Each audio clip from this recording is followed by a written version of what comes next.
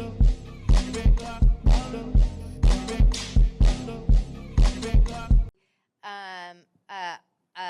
don't think we can leave this discussion without just asking you broadly about what happened last night.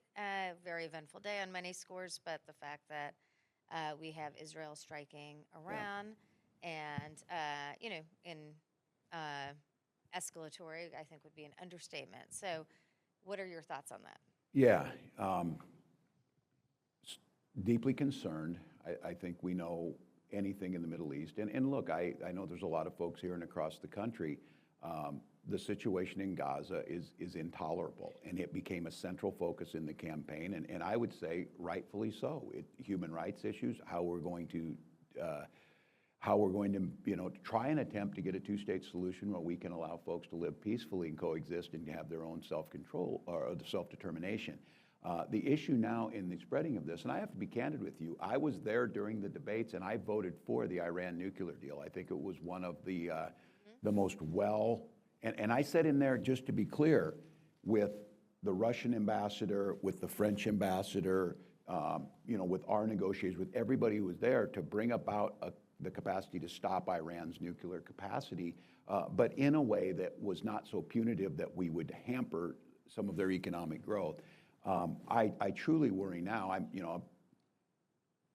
sure there's great strategic thinkers in the Trump administration that have now said, how is this going to, a tweet from the president today said, I told them they should have done something, and now here we are. Yeah, here we are with the Middle East back on fire in a way that is now expanded.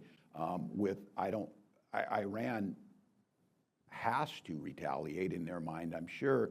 And now, who is the voice in the world that can negotiate some type of agreement in this? Who holds the moral authority? Who holds the ability to do that? Because we are not seen as a neutral actor. And we maybe never were. I don't want to tell anybody that. I think there's a lot of people that say you always leaned one way in this. But I think there was at least an attempt to be somewhat of the arbitrator in this. We saw President Carter do it with Begin and Sadat. We've had certain wins along the way that were actually mutually beneficial both ways.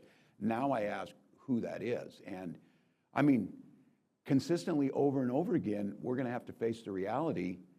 It might be the Chinese. And that goes against everything they say they're trying to do in terms of the balance of power. So I would just have to say my heart goes out for this. Ukraine continues to go on. Gaza continues to be a humanitarian disaster, and now it's expanded even further.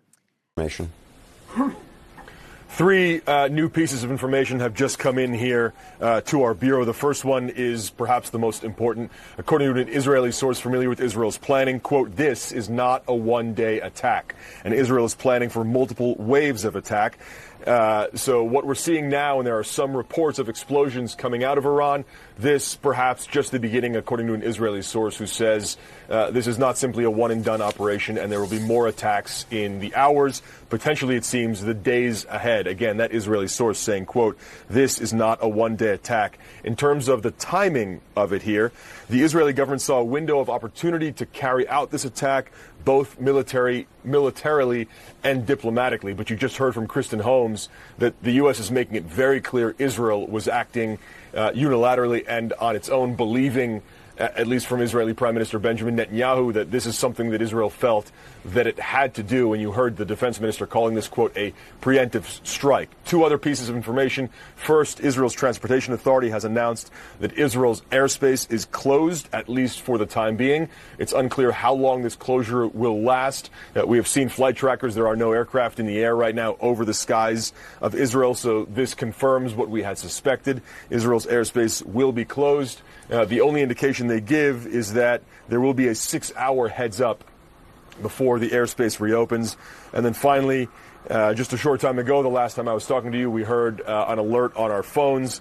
That's Israel's Home Front Command putting out an emergency alert, and it essentially says, stay close to protected shelters. Stay close to shelters or somewhere to go for safety if there is incoming from Iran, whether that's ballistic missiles or drones or other options. But Israel clearly taking this very seriously. In fact, our producer in Tel Aviv said people are going to the mini markets there and stocking up. So the country itself is bracing. for whatever lies ahead here. All right, Jim? From the beginning, when concern has amped up about Israeli plans to attack